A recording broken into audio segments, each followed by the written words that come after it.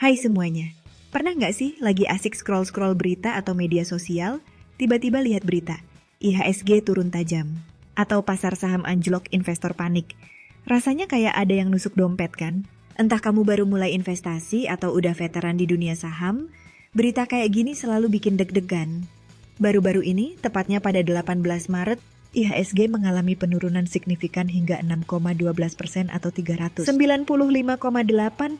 poin ke level 6.076 di sesi pertama. Bursa Efek Indonesia sempat menghentikan sementara perdagangan atau trading halt saham dalam negeri. Data dari Bloomberg juga mencatat bahwa arus modal asing keluar dari pasar saham Indonesia mencapai 5,7 triliun rupiah dalam satu minggu terakhir, yang semakin menekan pergerakan IHSG. Selain itu, Bank Indonesia mencatat bahwa selama pekan kedua Maret 2025, terjadi arus modal asing keluar bersih sebesar 10,15 triliun rupiah dari pasar keuangan dalam negeri. Data ini menunjukkan tekanan yang signifikan pada pergerakan IHSG akibat keluarnya modal asing. Jadi, apa sih yang sebenarnya terjadi ketika IHSG turun? Kenapa kita harus peduli? Dan yang paling penting, gimana dampaknya ke investasi masyarakat, alias ke kita semua? Yuk kita kupas bareng-bareng. IHSG itu singkatan dari Indeks Harga Saham Gabungan. Ini semacam nilai rata-rata dari harga saham perusahaan-perusahaan yang terdaftar di Bursa Efek Indonesia. Bayangin IHSG itu kayak termometer buat pasar saham Indonesia. Kalau IHSG naik, berarti secara umum harga saham-saham naik, investor happy, ekonomi dianggap sehat. Sebaliknya kalau turun, nah itu dia yang sering bikin heboh. Kenapa sih IHSG bisa turun? Banyak faktornya. Pertama, investor asing mulai angkat kaki. Data dari Bank Indonesia mencatat bahwa dalam 2 minggu terakhir, mereka menarik dana sebesar 10,15 triliun rupiah dari pasar modal Indonesia. Ini jelas jadi pukulan berat buat IHSG, karena transaksi harian di bursa saham masih sangat bergantung pada investor asing. Lalu ada faktor dari luar negeri yang bikin pasar tambah was-was. The Fed, alias Bank Sentral Amerika Serikat, mengisyaratkan kemungkinan kenaikan suku bunga lagi buat menekan inflasi. Apa dampaknya? Investor global jadi lebih tertarik menaruh duit mereka di aset yang lebih aman seperti obligasi Amerika Serikat daripada mempertahankan investasi di negara berkembang seperti Indonesia. Dari sisi komoditas, Indonesia juga kena imbas. Sebagai negara yang sangat bergantung pada ekspor batu bara dan minyak sawit mentah atau CPO, turunnya harga dua komoditas ini cukup bikin goyah. Pada Maret 2025, harga batu bara turun sekitar 8,17%. Sementara harga CPO juga ikut melemah. Akibatnya, saham-saham berbasis komoditas yang punya bobot besar di IHSG ikut tertekan. Dari dalam negeri, ada kebijakan yang bikin pasar sedikit ragu. Pemerintah meluncurkan dana kekayaan kedaulatan baru bernama Danantara Indonesia. Meskipun tujuan utamanya buat mengelola aset negara dan mendongkrak ekonomi, sebagian investor khawatir langkah ini malah mengurangi daya tarik pasar saham Indonesia. Di sisi lain, rupiah juga lagi melemah. Dalam 1 bulan terakhir, nilai tukarnya mengalami depresiasi karena derasnya modal asing yang keluar. Ini bikin harga barang impor naik, inflasi makin terasa, dan akhirnya menambah tekanan buat pasar saham. Nah, lantas dampaknya ke masyarakat gimana? Pertama, buat yang investasi di saham, ya jelas ini bisa bikin deg-degan. Bayangin kamu udah nabung lama, beli saham perusahaan yang kamu yakin bakal sukses, tiba-tiba harganya turun drastis. Jual rugi, tahan, atau malah tambah beli. Ini dilema klasik yang sering dialami investor. Buat yang nggak investasi langsung di saham, jangan ngerasa aman dulu. IHSG turun itu efeknya bisa kemana-mana.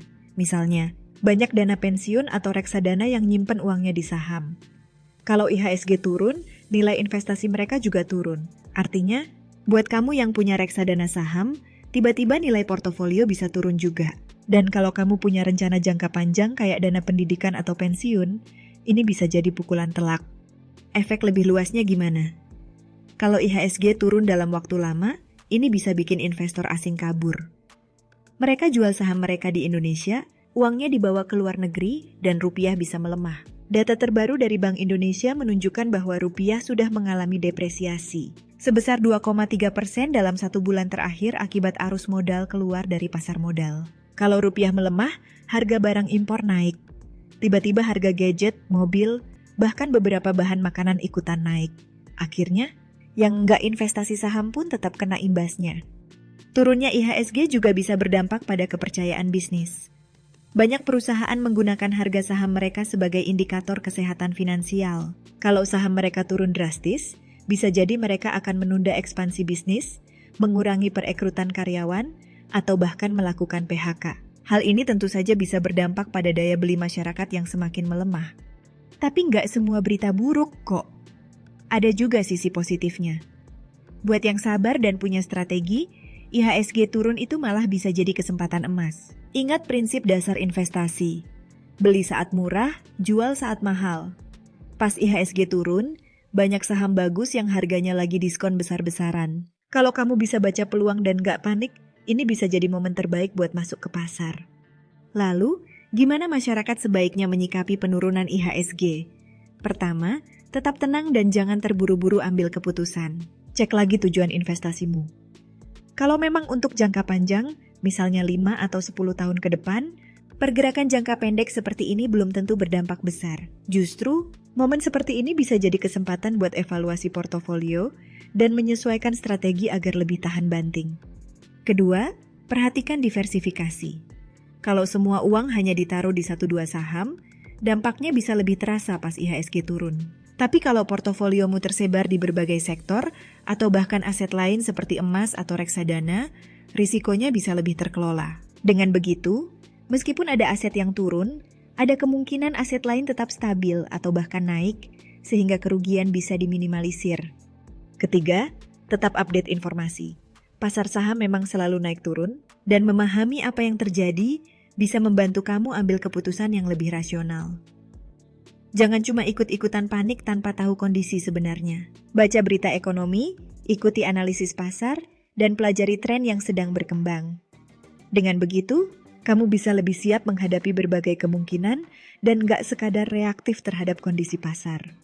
Selain itu, buat yang masih belajar soal investasi, situasi kayak gini juga bisa jadi bahan pembelajaran. Banyak investor berpengalaman justru melihat kondisi pasar lesu sebagai kesempatan untuk beli saham di harga yang lebih rendah. Ini dikenal dengan strategi buy the dip, di mana investor memanfaatkan harga saham yang sedang turun untuk mengakumulasi aset dengan harga diskon. Tapi tentu saja, strategi ini tetap harus dibarengi dengan analisis yang matang dan pemahaman yang baik soal fundamental perusahaan. Keempat, jangan mudah terpengaruh opini orang lain. Di saat IHSG turun, banyak informasi simpang siur yang bisa bikin ragu dan malah mengambil keputusan yang kurang tepat. Selalu cek kembali sumber informasi yang kamu dapat, apakah berasal dari analis terpercaya, atau hanya sekadar opini tanpa dasar yang jelas. Keputusan investasi yang baik harus selalu berdasarkan data dan analisis yang objektif, bukan sekadar mengikuti tren atau kepanikan pasar. Kelima, kalau kamu memang masih ragu dan gak yakin harus gimana, gak ada salahnya berkonsultasi dengan profesional. Banyak financial planner atau analis saham yang bisa memberikan insight lebih dalam tentang kondisi pasar saat ini dan bagaimana strategi terbaik yang bisa diambil sesuai dengan profil risiko dan tujuan investasimu. Terakhir, tetap disiplin dengan strategi yang sudah kamu susun. Kalau tujuan investasimu memang untuk jangka panjang, jangan tergoda untuk keluar pasar hanya karena ada penurunan sesaat. Justru, ini bisa jadi momentum untuk masuk ke pasar dengan harga lebih rendah dan mendapatkan keuntungan lebih besar di masa depan.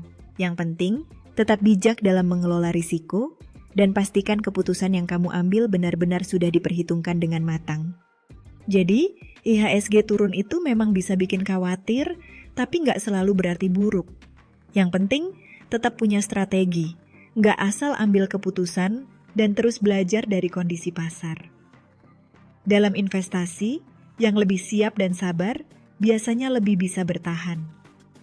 Ingat, pasar selalu bergerak dinamis, dan yang paling penting adalah bagaimana kita menyesuaikan diri dengan perubahan tanpa kehilangan fokus pada tujuan investasi jangka panjang. Nah, itu aja pembahasan kita hari ini. Semoga bermanfaat. See you di next video.